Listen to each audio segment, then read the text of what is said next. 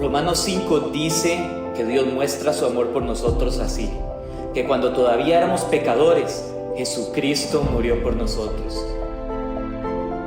Porque Él nos amó de tan grande manera, amamos a los demás. Esa es su iglesia, donde somos edificados y consolados, incorporados y restaurados, discipulados y enviados. Y aquí es donde inicia, porque en todo lugar donde vayamos, toda persona debe conocer las buenas nuevas. Por eso predicamos en todo tiempo, agradecidos con su fidelidad. Le buscamos porque lo necesitamos, en comunión con su palabra en obediencia, mostrando ese amor que recibimos. Ahora, enviamos por los perdidos. Esta es la vida eterna, que te conozcan a ti, el único Dios verdadero.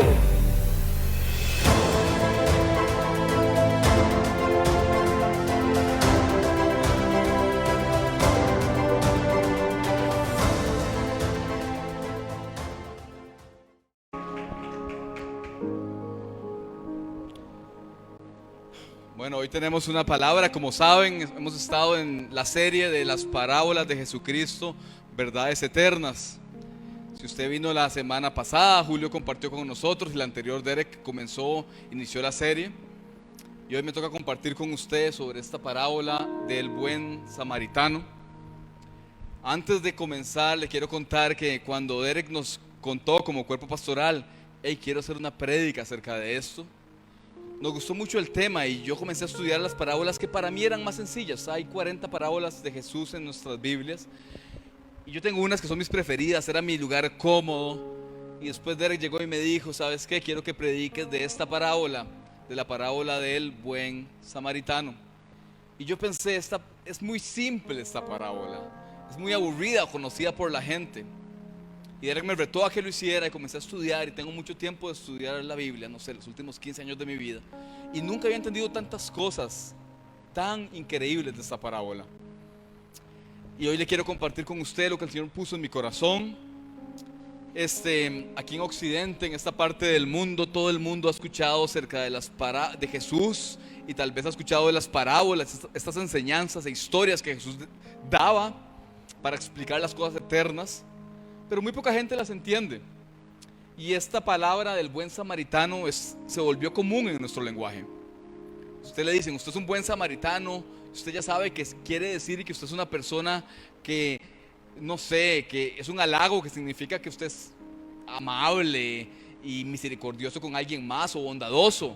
Y nota, eso honra a Dios. Pero ese nunca fue el mensaje y el significado de esta parábola.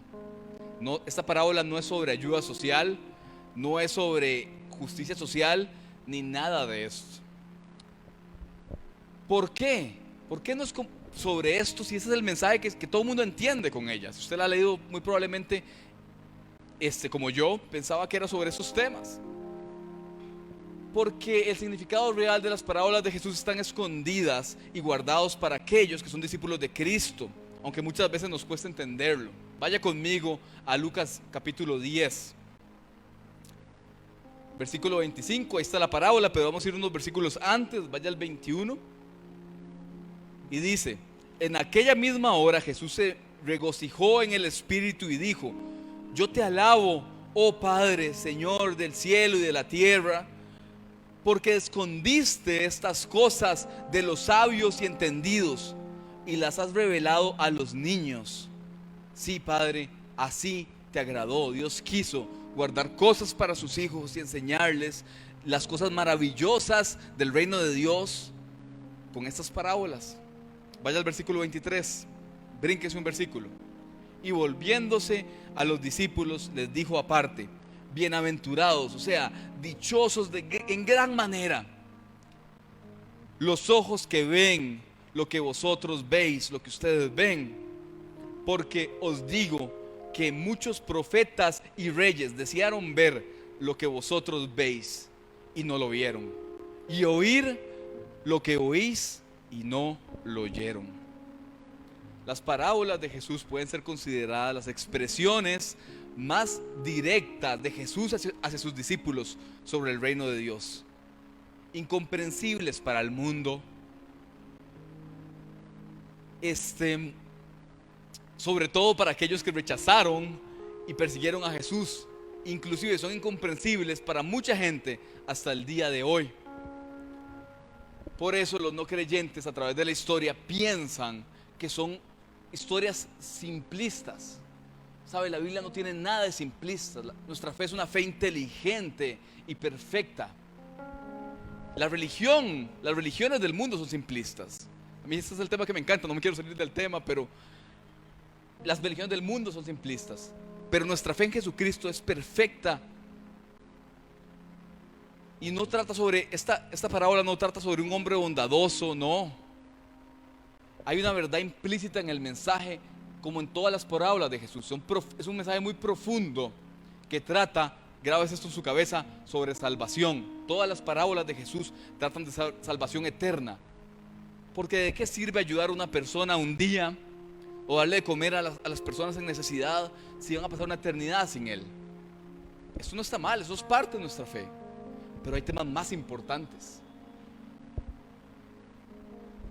Y para el creyente este mensaje debe ser claro, porque Jesús dijo: tenemos oídos para escuchar y ojos para ver. Muchos estudiosos antiguos de la palabra del Señor llegaron a conclusiones alegóricas, místicas sobre estas parábolas, sobre todo sobre esta. Y al día de hoy también muchas iglesias enfocadas a la parte social han llegado a conclusiones que no son las correctas tampoco. Y creen que se trata de justicia social, que se roza con el socialismo, que roza con el socialismo del siglo XXI, que roza con el marxismo. Y esto es muy peligroso, porque todo este movimiento socialista y comunista ha sido de los peores enemigos de la iglesia por muchos años, mis hermanos. Pero bueno, vamos a la historia, ¿les parece? Vaya conmigo, Lucas 10, versículo 25. Y he aquí, un intérprete de la ley se levantó y dijo, para probarle: maestro, recuerden, le está hablando a Jesús, y en toda una multitud se levantó y le hace esta pregunta a Jesús: maestro, ¿haciendo qué cosa heredaré la vida eterna? Y Jesús le dijo: ¿qué está escrito en la ley? ¿Cómo lees? Aquel hombre le respondió: amarás al Señor tu Dios con todo tu corazón, con toda tu alma y con todas tus fuerzas y con toda tu mente, y a tu prójimo como a ti mismo. Y Jesús le dijo: bien has respondido, haz eso y vivirás. Pero él, queriendo justificarse a sí mismo, dijo a Jesús: ¿y quién es mi prójimo? Respondiendo Jesús le dijo: un hombre descendía de Jerusalén a Jericó y cayó en manos de los ladrones, los cuales lo despojaron y hiriéndole se fueron, dejándole medio muerto. Aconteció que descendió un sacerdote en aquel camino y viéndole pasó de largo. Asimismo, un levita, llegando cerca de aquel lugar, viéndole pasó de largo. Pero un samaritano que iba de camino vino cerca de él y viéndole fue movido a misericordia, y acercándose vendó sus heridas, echándole aceite y vino y poniéndolo en su cabalgadura, en su burrito o su animal de carga, lo llevó al mesón y cuidó de él. Otro día, al partir, sacó 2 denarios y los dio al mesonero y le dijo: cuídalo o cuídale, y todo lo que gaste de más, yo lo pagaré cuando regrese. ¿Quién pues de estos 3 te parece que fue el prójimo del que cayó en manos de los ladrones? Él dijo: el que usó misericordia con él. Jesús le respondió: ve y haz tú lo mismo. Parece una palabra sencilla, ¿verdad? Una historia sencilla acerca de ayuda al prójimo. Un samaritano que ayuda a este hombre que está en problemas. Pero como les mencioné al principio, hay muchas interpretaciones raras y equivocadas acerca de esto.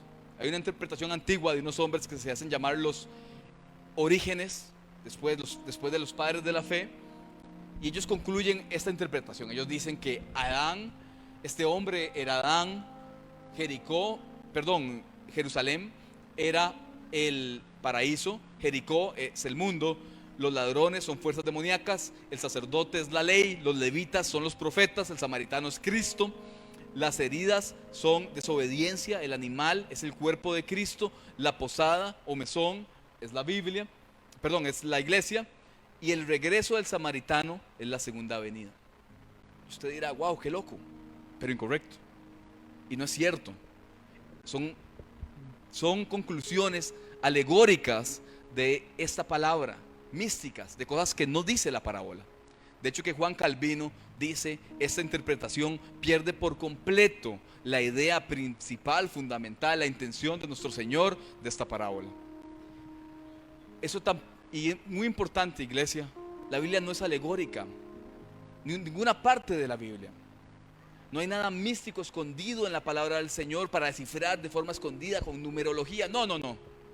Si usted tiene en su casa el libro del Código de Da Vinci, cualquiera de esas cosas, bote eso, no sirve para nada. Hay interpretaciones modernas acerca de esto, de cristianos que están enfocados su cristianismo en la obra social, que no está mal, pero las interpretaciones siguen siendo erróneas, equivocadas. Creen que se trata sobre justicia social, sobre que la sociedad debemos ser más justos, donde los ricos tienen que darle más a los pobres, y eso no fue el mensaje del Señor para nada. Ellos se centran en una forma de cristianismo socialista. Hay una organización cristiana que es muy política, que habla de esto, y ellos dicen estas palabras cuando están hablando sobre la pobreza en Estados Unidos y cómo la ayuda del gobierno cada vez es más escasa, y ellos dicen, debemos reflexionar en la historia de Jesús sobre el buen samaritano. En otras palabras, ellos creen que esta parábola trata de ayuda social, y no tiene absolutamente nada que ver con esto. Otro defensor de la fe se vuela aún más y dice, otro defensor de este cristianismo social se vuela más y dice, debemos transformar el camino a Jericó, porque para que las comunidades estén libres de este daño, y dentro de cierta cantidad de años ya no vamos a ocupar más buenos samaritanos. Ese no fue el mensaje del Señor. Tener conciencia social, ayudar a los demás, está bien, agrada al Señor. Tener una vida abnegada para ayudar es la forma en cómo debemos vivir. Pero recuerde esto, toda parábola trata de salvación, de algo más profundo, más eterno y más perfecto y más importante que la ayuda social. Las 40 parábolas del Señor tratan de esto, son teológicas, son doctrinales y tienen un sentido. No tienen sentido para aquellos que rechazan la verdad, pero para aquellos que conocen la verdad y están en Cristo, les abre los ojos al reino del Señor. ¿Están conmigo? ¿Sí? Entonces, aquí tenemos al Señor hablando de salvación. Y es increíble leer esto, porque es Jesús mismo haciendo evangelismo personal, uno a uno, como lo hizo con este hombre maestro de la ley, lo hizo con Nicodemo, y se sentó con Nicodemo, y se sentó con un joven rico. Y eso nos confronta en este cristianismo moderno, donde la gente cree que todo se hace a través de redes sociales porque alcanzo más personas. Jesús mismo, siendo el Hijo de Dios, se sentó uno a uno y les enseñó la verdad del reino de los cielos. ¿Se imagina el privilegio de estar ahí con el Señor? Pues hoy tenemos el privilegio de leer su palabra y ver cómo Él hablaba, y su sabiduría y su gran amor con las personas. Volvamos a la parábola. Lucas 10:25. Vamos a desmenuzarla un poco, ¿ok? Y he aquí, un intérprete de la ley se levantó y dijo para probarle: Maestro, ¿haciendo qué cosa heredaré el reino de los cielos? Aparece en la escena este hombre, maestro de la ley, como un abogado para nosotros, pero no en temas criminales o civiles, sino que es un abogado en temas de la ley del Señor, de la ley del Antiguo Testamento. Y él se levanta y hace esta pregunta, pero la intención, el texto nos enseña que la intención era mala, era probar al Señor, era retar a Jesús, poner a prueba al Rey de Reyes, al Señor de Señores. ¿Para qué? Porque él era parte de esta élite de los judíos religiosos que querían matar a Jesús y condenarlo y humillarlo. Así que él es parte de esto, con el fin de que Jesús cayera, se equivocara, fuera acusado y lo pudieran matar. Pero la pregunta que él hace es la misma pregunta que hace Nicodemo y hace el joven rico, y es la pregunta correcta, y es la pregunta más importante que te tienes que hacer en tu vida: ¿cómo heredo el reino de los cielos? Porque conforme nos ponemos más viejos y comenzamos a pensar en la muerte, usted dice, ¿qué pasa después de la muerte? Pues dice la Biblia que puedes recoger riquezas en la tierra, que un día te vas a ir, esas riquezas van a quedar ahí. Lo que realmente importa es qué es lo eterno. Así que este hombre le hace esta pregunta, hace la pregunta correcta a la persona correcta, nada más que la intención no era la correcta. ¿Qué tengo que hacer para heredar la vida eterna? ¿Qué hago para tener vida eterna? Y Jesús le responde, ¿qué está escrito en la ley? Jesús le responde en los términos que él entendía. Él era un maestro de la ley, así que le responde, ¿qué está escrito en la ley? Y después dice, ¿cómo lees? Y eso es una interpretación mía personal. Dice, ¿cómo lees? ¿Saben por qué le pregunta eso? Yo creo que le pregunta porque Jesús sabía que él no practicaba lo que leía. Si no, le hubiera dicho, ¿cómo practicas? Pero no, le dice, ¿cómo lees?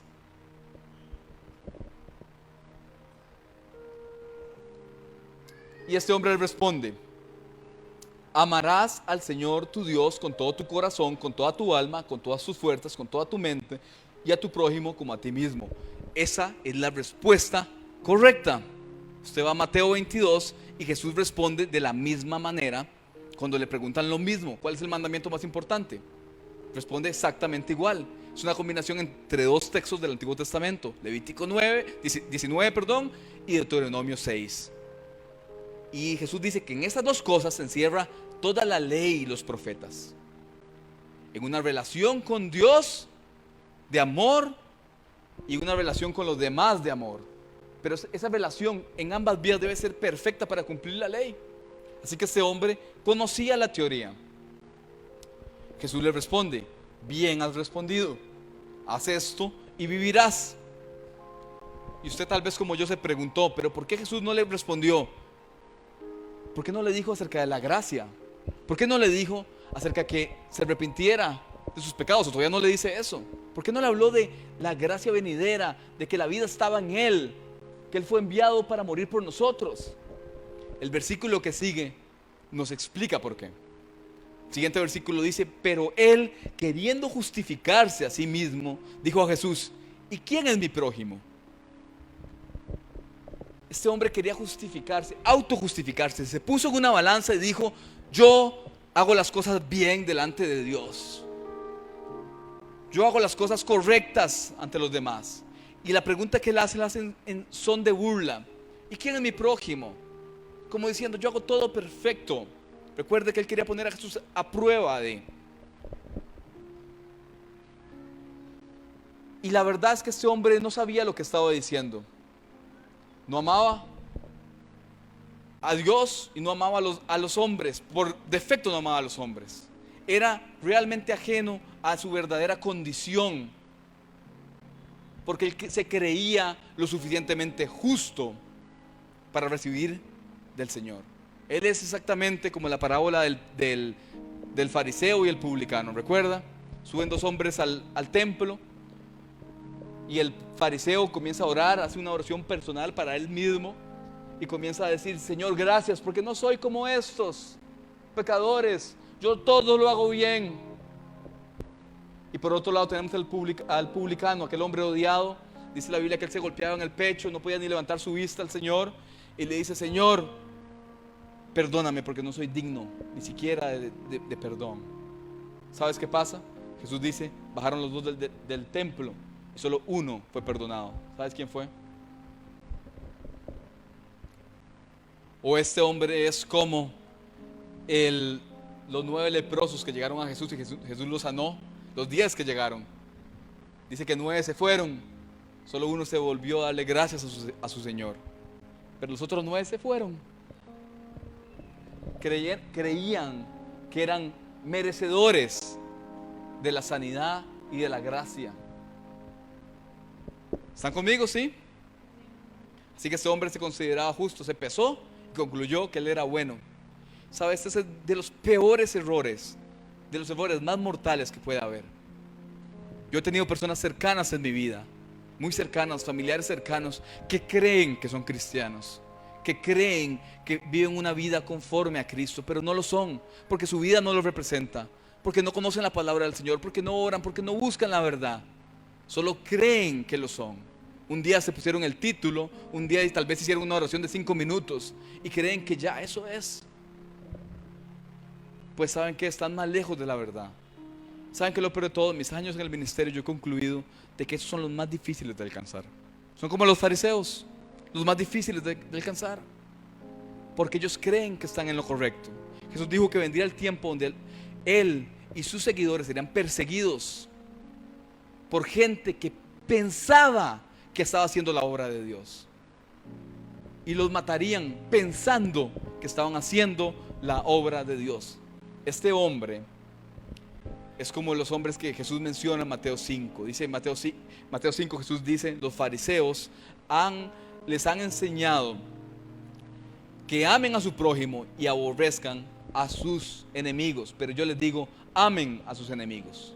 Y ya todo este grupo de fariseos habían llegado a la conclusión de que ellos debían odiar a todos los enemigos de Dios, según ellos. ¿Por qué? Habían agarrado un texto, el Salmo 139, lo habían descontextualizado, a pesar de que en la Biblia en muchas partes Jesús había dicho que había que amar, Dios le había dicho a los hombres que había que amar al prójimo, había que amar al extranjero, había que amar a todo el mundo.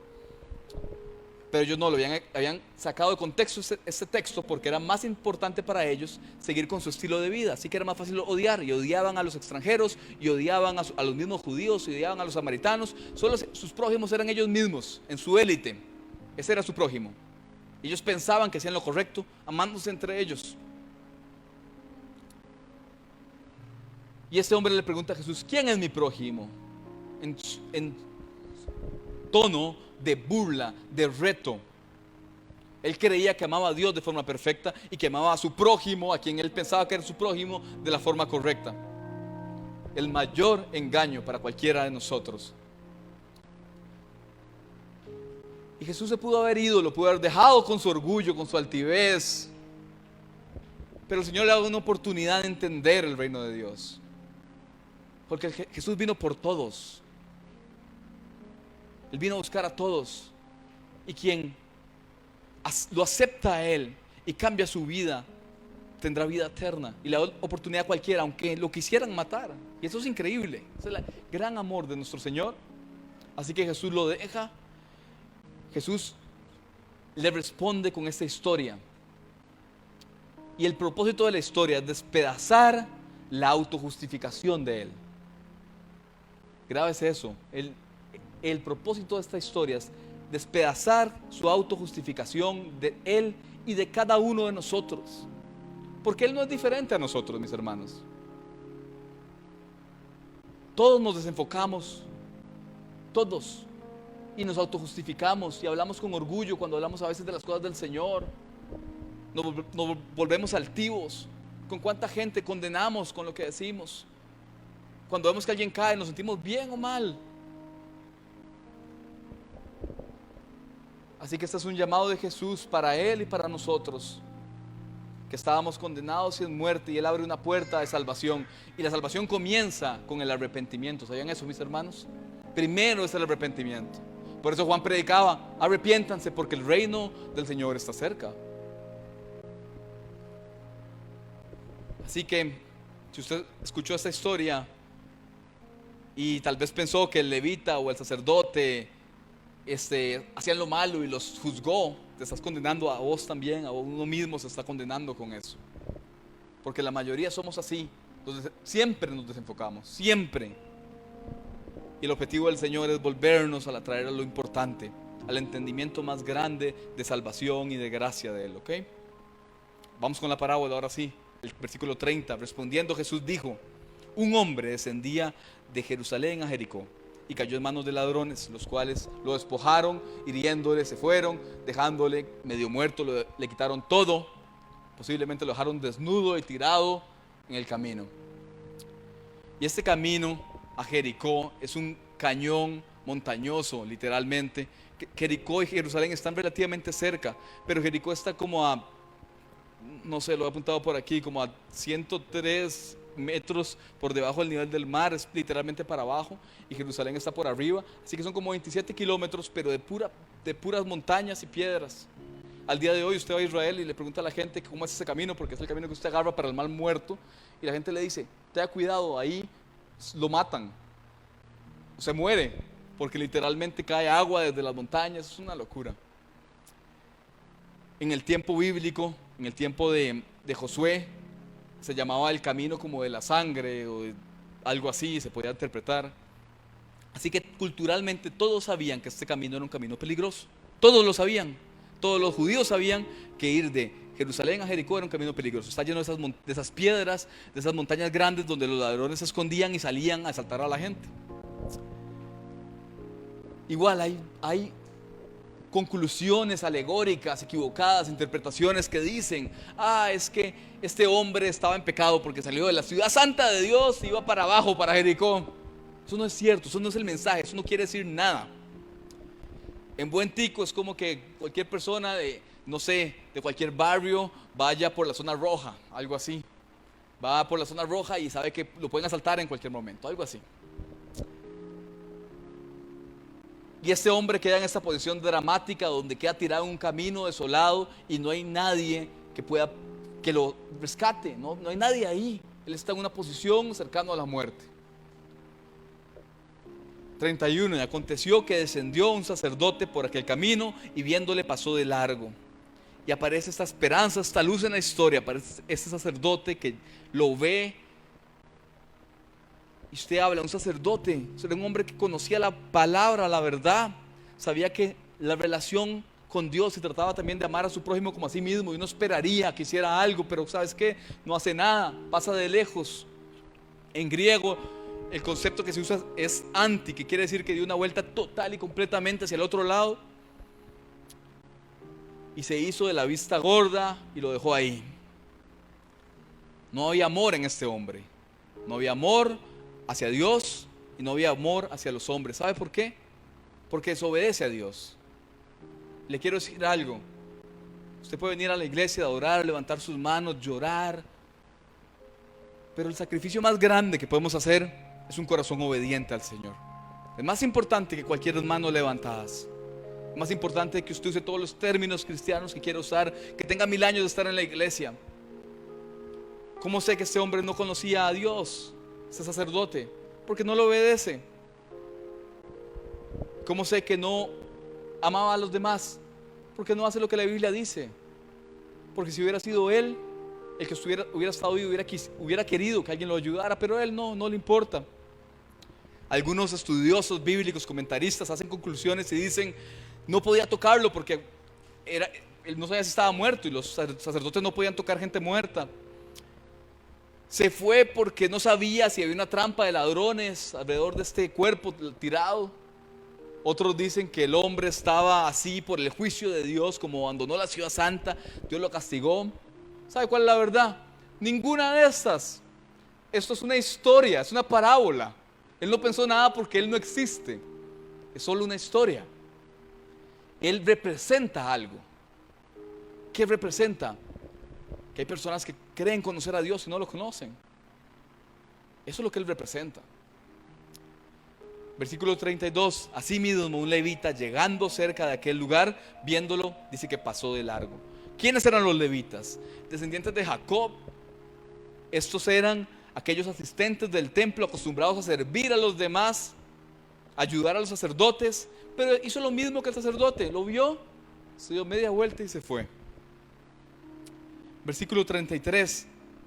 Pero un samaritano que iba de camino vino cerca de él y viéndole fue movido a misericordia. Y aquí viene la conmoción para este hombre que está escuchando la parábola, el shock, porque Jesús pone en la historia a este hombre samaritano. Y si a usted le gusta la historia, sabrá que los samaritanos eran los hombres más odiados por los judíos. Era una combinación entre judíos y gentiles. Y para los judíos eso era lo peor. Su propia existencia para los judíos era mala, era algo malo. Los judíos decían que estaban llenos de demonios, que eran parias, eran plagas para los judíos. Era una mezcla, traidores, despreciables. no tenían acceso a ir al templo, a adorar a Dios, no tenían acceso a ir a hacer sacrificios al Señor, no tenían acceso a ir a adorar y orar a su Dios, no podían hacer nada. Los judíos literalmente los odiaban. ¿Cómo lo sé? Juan 8:48 le dice a Jesús, ellos le dicen a Jesús, cuando Jesús comienza a sanar y sanar todo tipo de gente, gentiles, judíos, ¿saben qué le dice? Los religiosos le dicen a Jesús que él era un samaritano con un demonio. Era el peor insulto que le podían decir. Así que Jesús mete a este hombre en la historia. Y este hombre dice que es movido a misericordia. Pero no tuvo un sentimiento, no fue que pasó cerca del hombre y dijo, pobrecito, y se fue. No. Él hizo un acto de amor para esa persona. ¿Cómo sabes que Dios te ama? Porque Dios hizo un acto de amor por ti. Dice la Biblia que Él tomó a su hijo, lo que Él más amaba, y lo entregó por ti. Es un acto de amor increíble. Yo no lo podría hacer, yo no podría entregar a mi bebé por ninguno de ustedes, pero Él sí. Así sabes que Dios te ama mucho, porque no se quedó en sentimientos. Hizo un acto de amor por cada uno de nosotros. Y si fuera solo uno, lo volvería a hacer. Ese es el amor tan grande de nuestro Señor. Así que este hombre dice que amó al prójimo. ¿Saben qué hizo? Versículo 34. Y acercándose vendó sus heridas, echándole aceite y vino. ¿Sabe? Este hombre estaba desnudo. Para curar sus heridas tuvo que haberse arrancado el samaritano de su propia ropa, o la ropa que andaba, y tuvo que haber tomado de su aceite y vino, que era normal que los hombres viajaran con aceite y vino para cocinar y para tomar. Tuvo que haber tomado ese aceite y vino, hacer un antiséptico y curar sus heridas.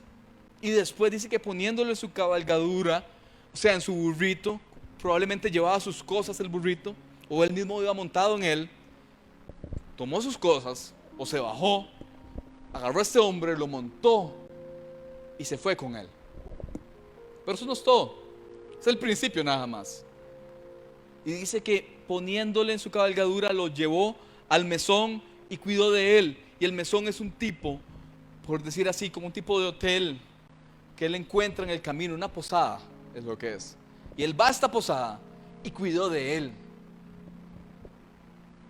Yo no sé usted, pero no sé si usted va a su trabajo y ve a alguien en la calle, usted para su carro y llama a su jefe y le dice, jefe, no va a llegar hoy porque hay alguien tirado en la calle, tengo que llevarlo a un hotel y quedarme con él.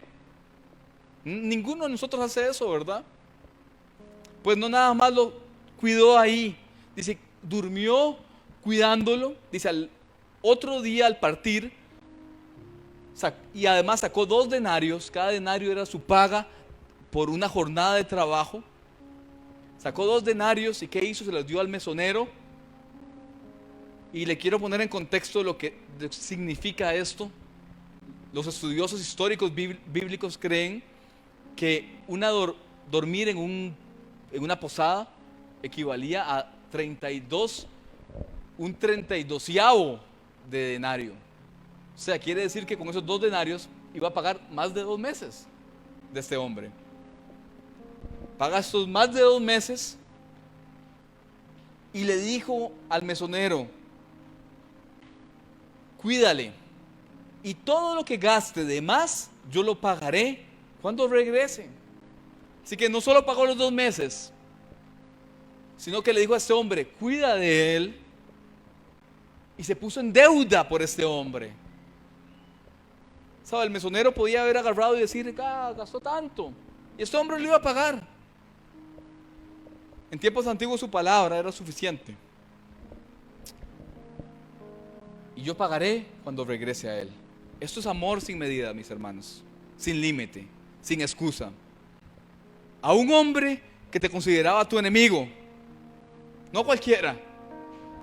Usted haría esto por uno mismo, yo haría esto por mí, por supuesto. Lo haría por mi familia, por mi esposa, por mi bebé, por mis hermanos, mis papás. Pero por cualquiera, y un hombre que te odia, ¿lo harías?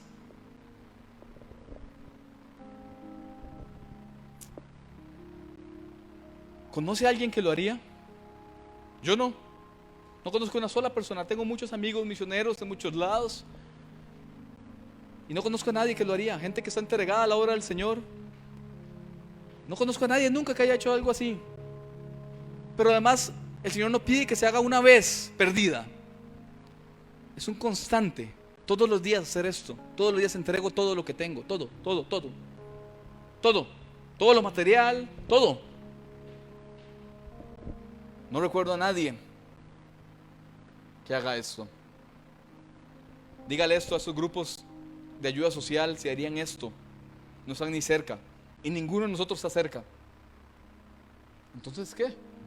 ¿Cómo alcanzamos la vida eterna? Versículo siguiente. ¿Quién pues de estos tres te parece que fue el prójimo del que cayó en manos de los ladrones? Le pregunta Jesús a este hombre.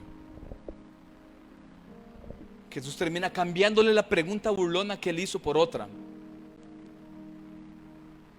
Jesús le pregunta: ¿eres tú el prójimo para alguien más? ¿Estás seguro que lo eres? Porque si lo eres, tienes que ser como este hombre de la historia. Y él dijo: el que usó misericordia con él. Entonces Jesús le dice: ve y hazlo tú. Ve, hazlo. Jesús termina clavándole el cuchillo al final y le dice: ve, ¿crees que en verdad tienes el amor perfecto de Dios? El amor perfecto por los demás. Ve y haz esto. Ese hombre, ¿qué le respondió? ¿Qué vas a responder a eso? Nada, tenés un pedazo en blanco en tu Biblia, porque la historia no pasó a más. Ahí quedó, porque nadie puede responderle eso a Dios. ¿Por qué? Porque solo Él puede hacer eso. Eso se trata la gracia, mis hermanos. No es por obras, es por gracia. Esa es la gracia del Señor. Nadie puede cumplir la ley. No hay uno solo que la puede cumplir. Solo Él la pudo cumplir. Solo Cristo la cumplió. Se entregó totalmente por nosotros. No hay otro. No hay otro. Y todos conocemos la historia. Y todos necesitamos su perdón todos los días, porque estamos muertos. Porque nuestra carne sale a flote todos los días. Y tenemos que entender y orar y meditar todos los días en que nuestro Señor fue aquel que entregó todo por nosotros, nada más. Y que nosotros nunca vamos a cumplir con el estándar, nunca. ¿Cómo termina la historia? Quiero terminar con esto. Todos conocemos la historia. Después de esto, tiempo corto después, Jesús es arrestado, es culpado de delitos que nunca cometió,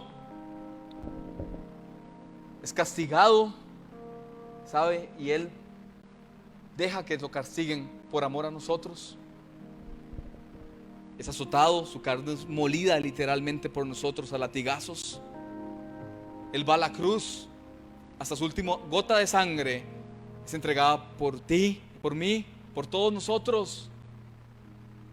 Ese es el evangelio de nuestro Señor, mis hermanos. Eso es la verdad más hermosa y más perfecta que hay. Y no se quedó ahí. Murió y resucitó 3 días después, probando que Él era el Hijo de Dios. Y no hay científico en esta tierra que pueda decir que eso no pasó.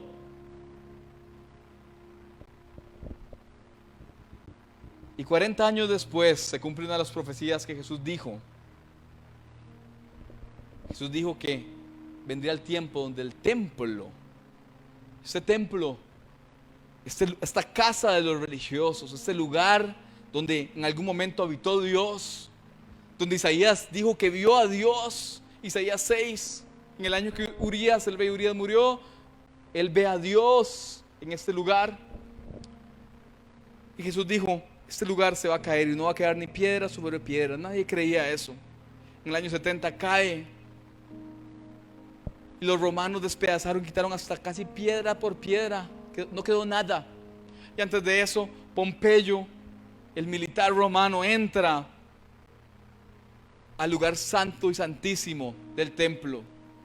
Y si a usted le gusta la Biblia y ha escuchado de esto, hay un lugar a donde solo los sacerdotes iban y entraban con una cuerda. Por si ellos entraban, era el lugar de la presencia de Dios. Y si entraban llenos de pecados, ¿saben qué? Caían muertos, así que los sacaban con la cuerda.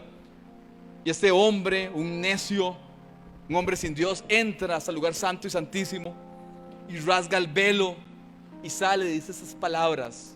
Dice: está vacío, no hay nadie ahí, solo hay oscuridad, nada más.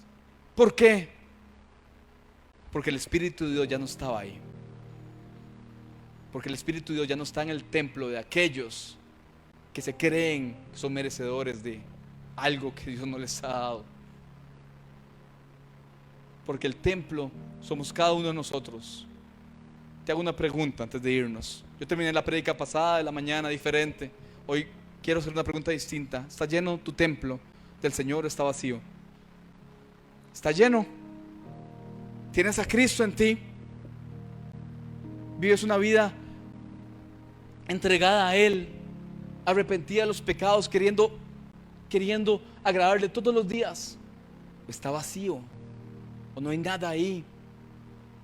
Como el templo de los religiosos, como el templo que Pompeyo vio. ¿Cómo es tu corazón?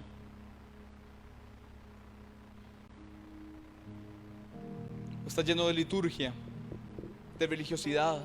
Vienes a la iglesia porque, no sé, pero no vives una vida completa entregada a Él. Tus obras nunca te van a hacer salvo, nunca. Pero tu fe y la gracia de Jesucristo sí te va a hacer salvo. Quiero que oremos. Cierra tus ojos ahí donde estás. Padre, oh Padre, venimos a ti, Señor, con un corazón arrepentido, Señor, porque entendemos que todos los días te fallamos, Padre, que todos los días venimos llenos de pecado, Señor, y a veces nos acostumbramos a vivir, Señor, así. Nos creemos merecedores, Padre, de tu salvación, y no lo somos, nunca lo seremos. Padre, si hay alguien aquí, Señor, que sabe que ese corazón está vacío como el templo, Padre, que se pueda encontrar hoy contigo, cierra tus ojos y dile: Señor, creo conocerte, pero en lo más profundo de mí sé que no estás ahí. Sé que no estás, pero me quiero encontrar contigo, porque sé que nada tiene sentido si no estoy contigo, si tú no estás conmigo. Señor, toca la vida de mis hermanos, de cualquiera que sepa que tú no estás con él, Señor. Háblale, búscales, háblales por la mañana, Señor. Háblales cuando abran su Biblia. Padre, toca ese corazón para que se encuentren contigo, Señor, y puedan saber que aunque no somos merecedores de nada, tú nos has dado todo y nos diste la vida eterna, Padre. ¿Hay alguien que necesita que oren por usted? ¿Hay alguien valiente que no le importa lo que los demás piensen? ¿Quieren que alguien se acerque a orar por usted? Si usted se levante su mano, dígale: aquí estoy, como el leproso necesitado de Jesús, que no le importó pasar toda la multitud para llegar a los pies del Señor y decirle: Señor, aquí estoy, si tú quieres puedes sanarme, pero si no, me basta estar frente a ti.